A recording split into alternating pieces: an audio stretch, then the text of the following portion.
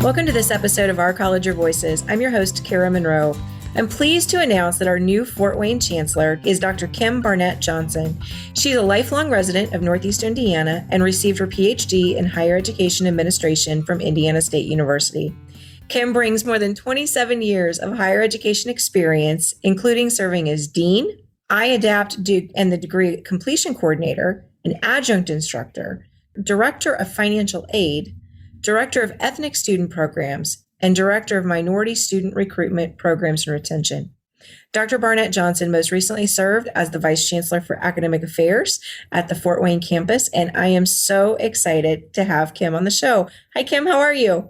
I'm doing great, Kara. How are you? I am well. I'm just so excited for you to be in this role. You're going to be a fabulous chancellor. Although I do have to say, selfishly, I hate missing you out of the ranks of our vice chancellors for academic affairs. I am excited. I'm excited about the new opportunity. I do miss the academic affairs team as well, but I'm going to do my best to hire a stellar replacement. I know you will. Yeah. So, Kim, tell me a little bit about just your path through higher education. I read a little bit about some of your jobs. You've been at the college for 20 years. Tell us a little bit about your pathway. So my higher education experience really started before I came to Ivy Tech. I spent 7 years at Taylor University. That's where I got my admissions experience and my experience working specifically with students of color in retention and programming, and 2 years in financial aid. After spending 7 years at Taylor University, I took a little hiatus out of higher ed, and I worked at a TV station, a local TV station, which was a wonderful experience. But then I found my way back to higher ed, which really truly was my first love. And so when I was hired into Ivy Tech, I was hired into a newly created program by the then Vice Chancellor of Academic Affairs. It was called iAdapt. My focus was on students who had stopped out. And so just like we have today, we have students who will get 75, 80% through a program, and then for some reason stop out. A lot of times it's life issues or work schedules and things of that nature. So my job was basically to come in and identify those students, reach out to them, see if they were interested in completing their degree. And if they were, then work alongside them and their program chair to determine what the best way was to complete. A lot of it was done through portfolio PLA process. In a couple of instances, students actually had to take a class over. But I did that for about a year and a half.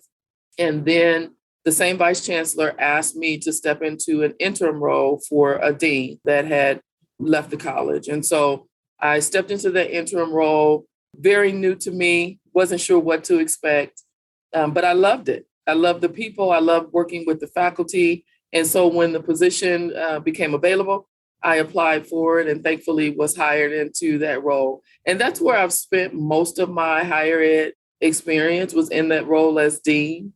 And I loved it. It was over the School of Arts and Sciences. I had the largest team of the college, but I also felt like I had the best team. I was a little biased. I had the best team as well. And so I thoroughly enjoyed working with them. I also, at the same time, was teaching sociology courses, multicultural courses, and I loved that as well. And so when the opportunity presented itself to either apply for the vice chancellor role or to serve as interim, I had a conversation with Dr. Moser at that time, and I was sharing with her that I was interested in the role, but I wasn't 100% sure if I was ready. I struggled a little bit with self-doubt, and I just kind of talked myself out of it. And so she said, well, why don't you serve as interim? And so the agreement that we had at that time was that I would serve as interim and not apply for the job. They weren't expecting it to take long. It was really supposed to be a summer process. Well, they went through the process and it ended up being a failed search. And at that time, Dr. Moser didn't want to start all over again with the beginning of the school semester starting. And so she asked me to just serve for another year. And she said, to be fair to you, if at the end of the year, you're interested in the role, then you can apply at that time. Well, long story short, I did apply and I did get the role. And so then I've been I served that 1 year as interim and then 4 additional years as the Vice Chancellor of Academic Affairs. And again, thoroughly loved the role. This opportunity presented itself. Dr. Moser had been mentioning for probably about a year to a year and a half that she was thinking about retiring. And I think for me, I was just like, oh, okay, yeah. I really didn't think it was going to happen too soon. But when she finally got to the place, she was like, yeah, I'm giving my date. This is what it's going to be. Then I started to think about this role. And, when I was going through the interview process, one of the individuals asked me, are you really ready for this? Are you really want to do this? Are you sure? And I told her, I said, the position opened in May. It closed at the end of May. And I think it was like a day or two before it closed that I actually applied. And I did that intentionally because I wanted to make sure that this was the right time for me. It was the right time for my family, and that it was really, truly what I wanted to do. And so after spending several weeks of just praying and just meditating and getting some advice from mentors, I decided to go ahead and throw my name in the hat, and the rest is history. Absolutely. Well, I'm so glad you threw your name in the hat because I am too. You are an exceptional chancellor to follow, Dr. Moser. So I know that the campus has got to be excited about it, and I know the community is. I got to sit in on some of the interviews and heard their excitement about you. So I'm thrilled. We're all very excited. Good. So tell us a little bit about how the different roles, and I'd like for you having. The role I know you in is that academic affairs role, but you also have so much experience with student affairs activities as well. So you've a beautifully well-rounded higher education experience. Tell me about how you think those roles and maybe even your role in television have prepared you for the role of chancellor. Honestly, I think that well-rounded, as you said, that well-rounded experience that I had that I brought to the table was really the selling point for me. Because I thoroughly enjoyed every single position that I was in. And if at the time, if I had another opportunity within student affairs, my career could have gone a totally different direction, but it didn't. But now that I look back on it and I look back on, just the path that I've walked down over the past 27 years, it all makes sense. It all adds up. And so, just having that experience from the very beginning, going out, recruiting the student, selling the student on the college, getting them on campus, then developing the programming for them. It really gave me an insight as to, the full picture of the student and what they need in order to be successful. And so, that piece of it helped. And then, the financial aid piece, which is a huge determining factor for a lot of families, just trying to figure out how they're going to pay for college. Well, being able to have that knowledge on applying for, through the FAFSA and, what it all means when it comes back and how to help a family interpret that information, I think is beneficial as well. And then on the academic side of the house, just working with faculty and program chairs to not only identify programs, but then to make sure that we're creating schedules and things of that nature that are going to aid and assist our students from the beginning to the end as well. So I think all of that coupled with the experience in the community that I had, a lot of relationships, a lot of board services and things of that nature, I think it all just came together and planted me where I am today. Absolutely. I love the President's Cabinet has a WIG where we connect with high school students. And I know that Michelle Simmons, who's the vice president for your area of the state, was trying to sort of leverage the fact that you're a local kid. And when she was texting students and trying to connect with them, and it brings so much credibility. It does. And I don't care what I do. I am always going to find myself in the midst of some kids somehow. Yeah. I really, truly want to see youth be successful. And so, that's one of the things that I want to do while I'm in this role. I don't want to get so bogged down with the position that I don't keep myself in the community. That's really important to me. And just speaking to kids and encouraging kids, doing the same thing with them that others did with me to help me get to where I am. Yeah, that's probably a good segue to the next question I have, which is, what are you most excited to begin working on?